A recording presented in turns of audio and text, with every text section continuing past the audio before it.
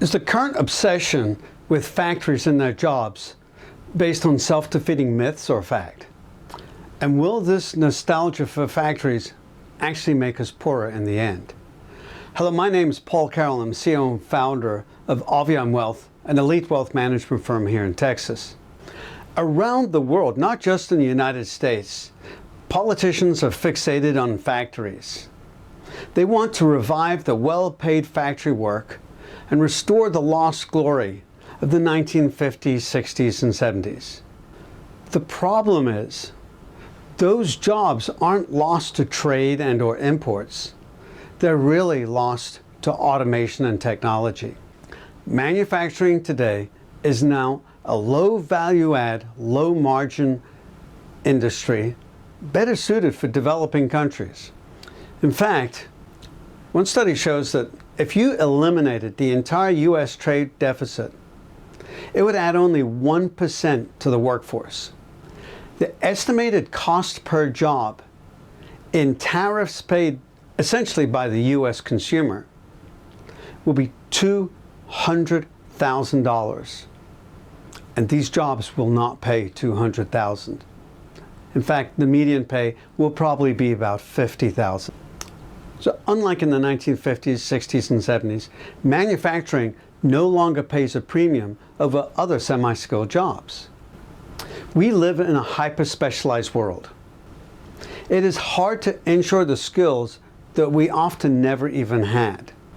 And if we did, it would be at significant production cost with very little gain. Talk has been made of if we insured all the manufacturing for the iPhone, it would cost $3,500. No wonder they backpedaled on the tariffs for the iPhone. And there's a flip side to this challenge.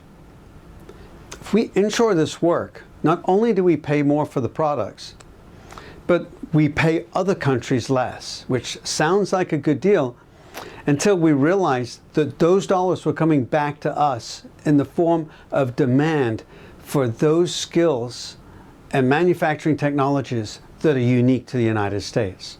The biggest and most obvious one being Boeing aircraft, airplanes in general, not to mention consulting, technology, and other fields.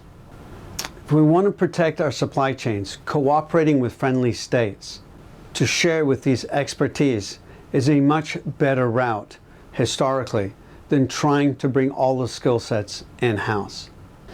Another dimension of the problem, which is well established and has been discovered in previous cycles of protection, is protecting local firms weakens them, while also hurting consumers.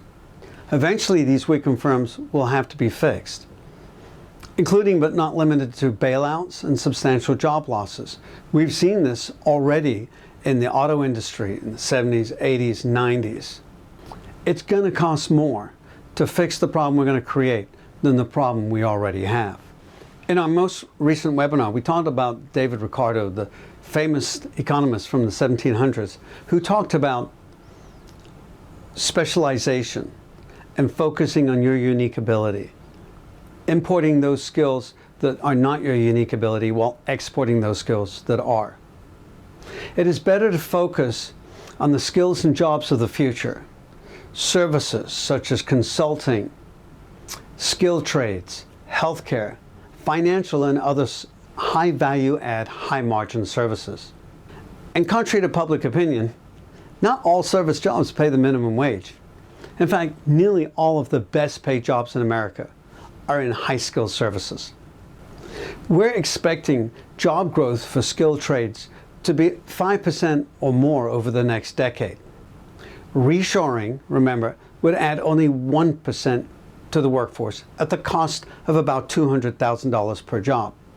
From the perspective of the art of the deal, it's not a good deal, while distracting us from a much bigger issue. Basic skills have little or no value in the modern world, be they in the US or overseas. Tech and people skills are what's required to thrive. We should expect and can expect massive job displacement in the coming 20 years. Not from imports, but from AI and robotics. More job losses still from technology.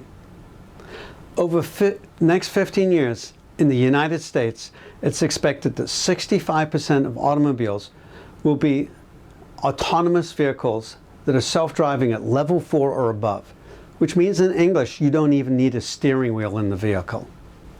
That will be the end of the taxi driver, the Uber driver, and not too far after that, the truck driver. To put this in perspective, it is the #1 job in America in terms of workforce.